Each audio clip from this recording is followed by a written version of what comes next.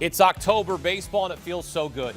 Division Series begins on Saturday. Brewers hosting the Cubs. Milwaukee took the division lead from Chicago in July. Never looked back, winning the NL Central and earning the top seed in the National League. Followed by what feels like an NLCS matchup, Dodgers and Phillies. For what it's worth, Philadelphia won 4 of the 6 regular season games against LA. All right, back here with former MLB Executive of the Year and CBS Sports baseball insider Jim Bowden. The Brewers haven't won a playoff series since 2018. They're going to match up against their division rival Chicago Cubs, who they took the division lead away from and won the division ultimately. But Jim, why might this year be different for Milwaukee to advance? Well, the Brewers had the best overall record in Major League Baseball in the regular season, so there's that we can get excited about. This is a team that was third in Major League Baseball out of the 30 teams in runs scored. The Chicago Cubs, though, were 5th. The Brewers were 2nd in stolen bases. The Cubs were 3rd. By the way, the Cubs had the best defensive team in the National League, and the Brewers were top 5 in baseball. So they're pretty even across the board. I think the biggest storyline here of this series is it's Craig Counsell, who left the Brewers so he could get paid more money because he thought he would have a better chance of winning with the Cubs, and now he goes in to face his old team who finished with a better record. Look, Hakeem, these two teams are so evenly matched, but I think when you look at the body of work over the 162 games, Brewers had the best record. Now, I will say this. The rotation's not the same as it was at the beginning of the year. It wasn't the same when we had 3 number 1 starters in Peralta, Woodruff, and Mizorowski. Now you only have 1 in Peralta, and probably Quinn Priester pitching game 2. There'll be no Woodruff here, and we don't know if Mizorowski is going to even be on the roster. That hasn't been decided yet. But look, the Brewers are a really good team of making contact. They steal bases. They find a way to make runs. They make great defensive plays. I mean, they got a plus defender just about every position except left field. And they grind, and they're a fun team to watch. And like the Cubs with Craig Counsell, they have a great manager in Pat Murphy.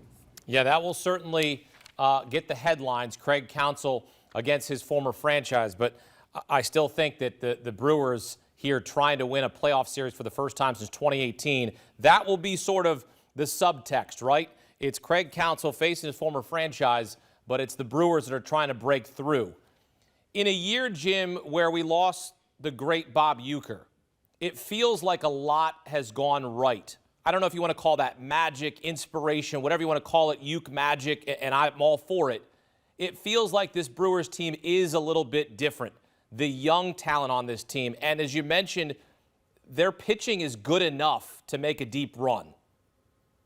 Yeah, and I'm glad you mentioned Bob Uecker because I do believe in the baseball gods, and I do believe Bob Uecker is up there helping the Brewers out somehow, some way.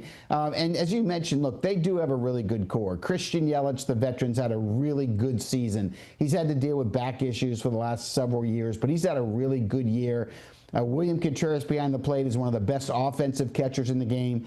Bryce Terang not only is a Gold Glove second baseman, but this year he learned how to hit and with power. Jackson Chourio, 20 homers, 20 steals for the second year in a row. First 2 years in the big leagues, 2020 club. Pretty impressive.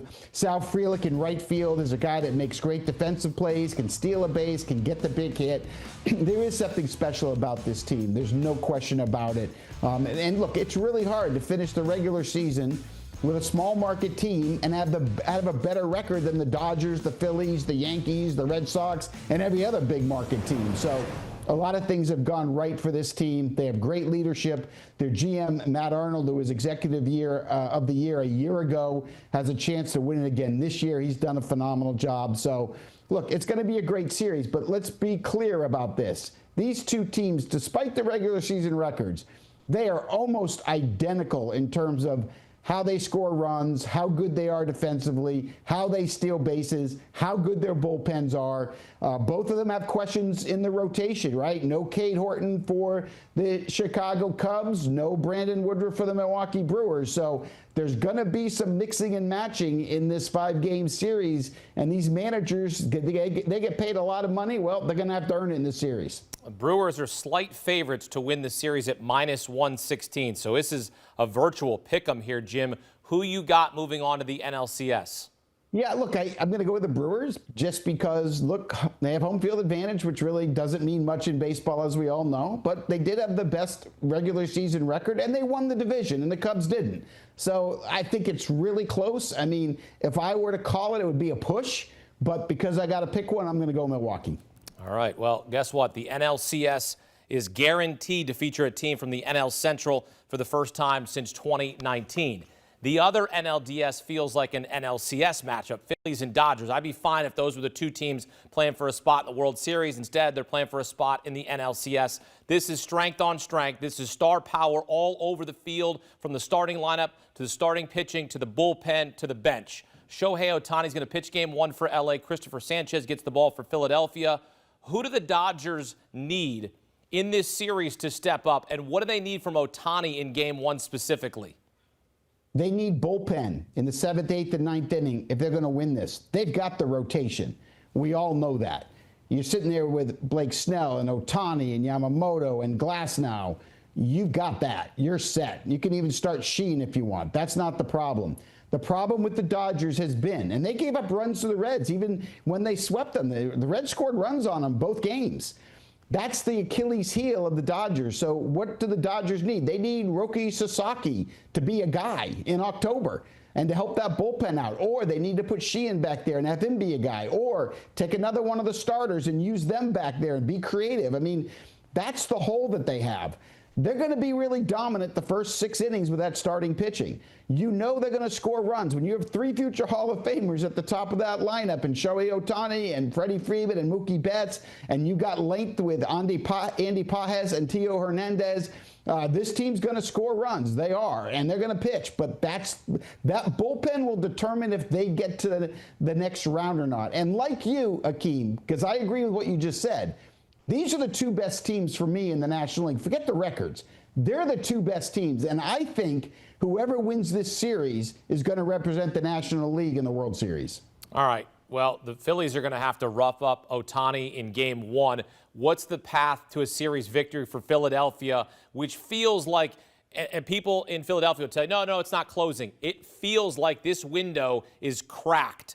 It's fall. You're getting that nice breeze coming in, and the window is just a little bit cracked. The Phillies' window is right there. This is it. So what's the path for them to make a deep run and get back to the World Series?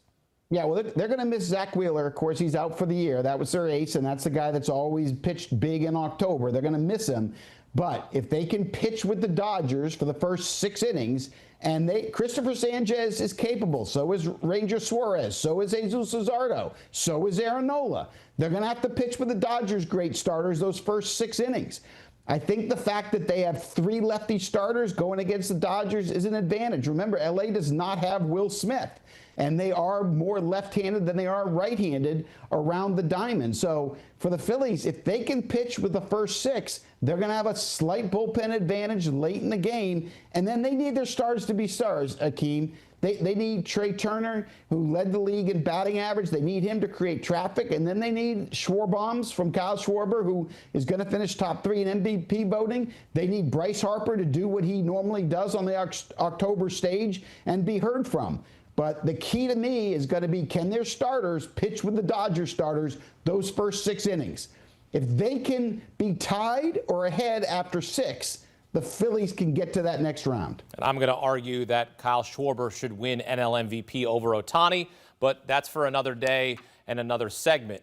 Let's get your pick to win this series. The reigning World Series champions are the favorites to win this series. Do the Phillies pull off the mini upset? Phillies have home field advantage. Bottom of the 9th. Game 5. Schwarbaum, walk off. Phillies go to the next round. Wow, that's pretty specific. All right, I'll take it. I mean, I'm going to take that. If you want to give me some drama, I'll take it right there. Jim Bowden getting us ready. I love October drama, and there's nothing better for me, the memories of playoff games when somebody hits a game-winning home run to either win the World Series, thank you, Joe Carter, or to take your team to the World Series like Aaron Boone did with the Yankees with his home run. There's nothing better, so let's have it happen this October, too. Yeah, let's have ourselves a postseason. Just a friendly reminder, Jim and myself will be with you post-game for every series here on CBS Sports HQ, breaking it down, getting you set for the next round. Jim Bowden here with us on HQ. Jim, thank you. It's always good to talk ball with him, and we're going to be talking plenty of ball throughout October. As you take a look at the playoff history between these two clubs, the Phillies have won the last 3 series, and the last 3 series were all in the NLCS. It's why I said this really feels like an NLCS matchup, but it is not. The winner advances to meet the winner of the Cubs and Brewers. It all begins Saturday in Philadelphia.